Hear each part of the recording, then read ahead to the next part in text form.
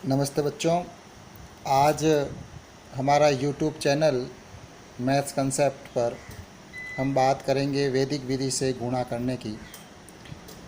उसमें सबसे पहले जो विधि आती है वो आती है निखिलम विधि। निखिलम विधि आधार विधि से भी होती है, उपाधार विधि से भी होती है। तो हम पहले बात करते हैं कि ये सर आधार और उपाधार क्या होता है। जो भी संख्याएं 10 के पास में होती हैं उनका उपाधार, उनका आधार 10 होता है। और जो संख्याएं 100 के पास में होती है, जैसे 91, 92, 93, 94, 95, ये सारी संख्याएं 100 के पास में हैं, तो इनका आधार माना जाता है 100। और संख्याएं जो 1 से लगा कर के 9 तक होती है उनका आधार 10 माना जाता है। लेकिन ऐसी संख्याएं जो सर 19 से ज़्यादा हैं, 19 तक 1 से लगाकर 19 तक हमें कभी भी उपाधार की ज़रूरत नहीं पड़ती, उनका काम केवल आधार से चलेगा। और 1 से लगाकर 19 तक का जो आधार होता है वो आधार है आपके 10, उपाधार की ज़रूरत नहीं होती। और जो संख्याएं आपके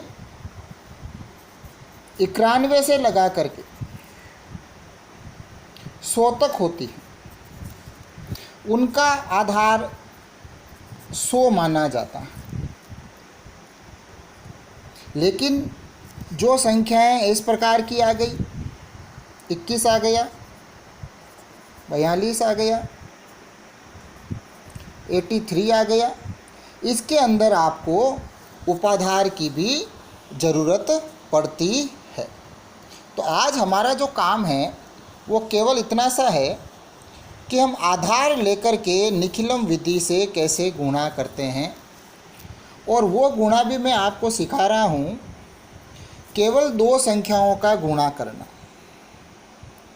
2 संख्याओं में जैसे मैंने 2 संख्याएं ले ली, 14 और 12। अब आपको दिख रहा होगा कि संख्याएं हैं 14 और 12 को मैंने इस प्रकार से लिखा, निखिलम विधि से इंटू करना है। इसके सामने हमें लिखना है विचलन। विचलन बराबर संख्या माइनस आधार। तो संख्या माइनस आधार, संख्या माइनस आधार। तो इस तरह से ये क्वेश्चन क्या चेंज हुआ वापस देखेंगे। 14, 12, 14 माइनस 10 विचलन हो गया 4, और 12 माइनस 10 विचलन हो गया 2। फिर उसके बाद इस उत्तर को प्राप्त करने के लिए 2 भाग करने हैं। इस भाग के अंदर हमें विचलनों का गुणा करना है। तो मैं लिख देता हूँ, उत्तर का जो आपके 2 भाग होते हैं, दायां भाग और बायां भाग। तो दाएं भाग में हमें क्या करना है, विचलनों का गुणा। और बाएं भाग में, बाएं भाग के अंदर हमें किसी एक संख्या और दूसरा का आधार, एक संख्या और दूसरी संख्या का विचलन, उनको हमें प्लस करना है। यहाँ मैं आपको एक बात और क्लियर करूँ, अगर यहाँ तक का अगर काम सही है तो आप खुद देखिए, 14 + 2 भी 16 हो रहा है, और 12 + 4 भी 16 हो रहा है। अगर इन दोनों की जोड़ बराबर आ जाती है तो आप समझिए कि यहाँ तक का हमारा काम सही है। तो 14 + 2 मैंने कर दिया, तो 14 + 2 हो गया 16। विचलनों का गुणा कर देता हूँ, 4 दूनी 8। फिर एक लास्ट बात, अगर संख्या का आधार अगर 10 हैं, जितने इसमें 0 होते हैं उतने ही अंक इधर रहने चाहिए। जैसे इधर 1 0 है तो इधर भी 1 ही अंक रहना चाहिए। अगर इसमें आधार 100 हो जाता, 2 0 आ जाते, तो यहाँ पर भी अंक 2 बनाने पड़ते। अगर नहीं होते तो पहले 0 लगाना पड़ता। लेकिन चूँकि यहाँ पर 1 ही 0 है तो 1 ही अंक आ रहा है, बिल्कुल सही है हमारा। तो फिर दोनों को आप पास पास लिख दीजिए। तो पास पास लिखने पर आपको क्या मिलेगा?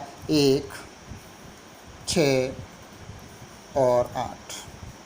तो इस प्रकार से 14 और 12 का गुणा हमें निखिलम विधि से प्राप्त हुआ 168। इसी प्रकार से मैं आपको एक क्वेश्चन और करवाता हूँ। जैसे इस बार हमने संख्या लेते हैं 98 और 92। तो वापस हम संख्याओं को लिख दें और इसके आगे लिख देते हैं विचलन, संख्या माइनस आधार। तो संख्या माइनस आधार। अब देखिए दोनों संख्याएं 100 के पास में हैं, तो आप यहाँ पर आधार 100 घटाएंगे। इधर भी संख्याएं 100 के पास में हैं, तो इधर अपन को क्या लिखना होता है? विचलन, और इधर हमें लिखना होता है संख्याएं। ठीक, वापस इनको लिखते हैं। 98, 98 माइनस 100 इज -2, 92, 92 माइनस 100 इज -8। फिर इसके 2 भाग कर दीजिए और इधर आपको करना है विचलनों का गुणा, मल्टीप्लिकेशन ऑफ डेविएशंस। तो -2 और -8 का गुणा कर दीजिए, माइनस माइनस प्लस, 2 और 8 का गुणा क्या हो गया? 16। और इधर आपको चेक करने के लिए बता रहा हूँ, 98 माइनस 8 करेंगे तो भी 90 आ रहा है, और 92 में से भी अगर -2 करते हैं तो भी 90 आ रहा है। तो इसका मतलब इन दोनों का मान भी 90 आ रहा है और इन दोनों का मान भी 90 ही आ रहा है, अर्थात यहाँ तक काम सही है। तो 98 माइनस 8 कर दिया, 90 बच गया। अब एक लास्ट बात कि यहाँ पर आप देखिए कि दोनों संख्याएं 100 के पास में थी, और 100 के पास में होने से आधार मैंने 100 लिया, और आधार 100 लेने के कारण यहाँ पर भी आपको 2 अंकों की संख्या मिलनी चाहिए। आधार में जितने 0 होते हैं उतने ही अंक यहाँ पर मिलने ज़रूरी हैं। तो 2 अंक मिल गए। अब आप इन दोनों संख्याओं को पास पास लिख दीजिए। तो 9016 हमारा गुणा आ गया 98 और 92 का। तो इस प्रकार से आज जो हमने काम किया है वो हमने काम किया है निखिलम विधि से इंटू करने का। अब हम एक क्वेश्चन और इसमें देखते हैं।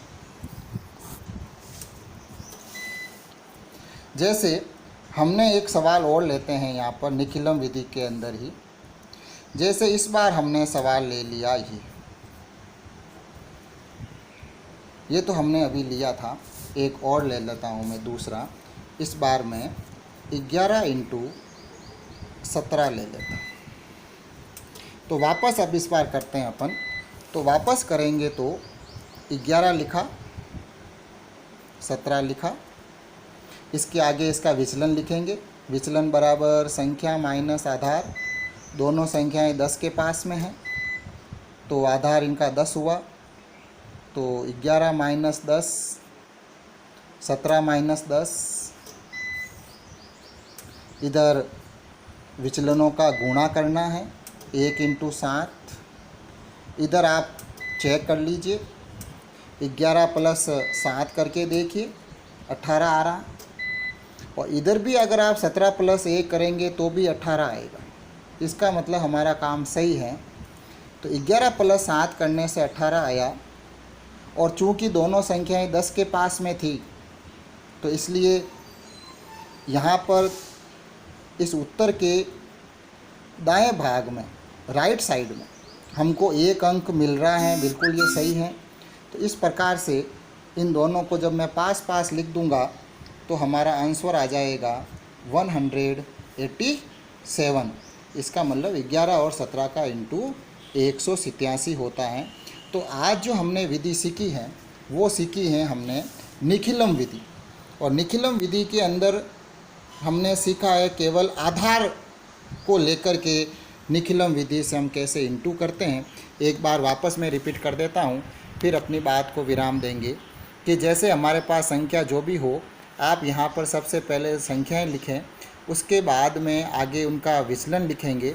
विचलन निकालने के लिए संख्या माइनस आधार करना है, और उसके बाद में नीचे आपके दो भाग बन जाएंगे, बायां भाग और दायां भाग।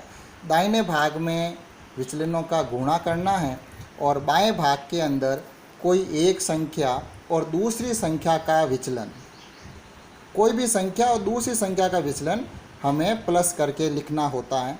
तो जैसे 14 + 2 16 हो गया, तो इस तरह से हमारा आंसर प्राप्त हो जाता है।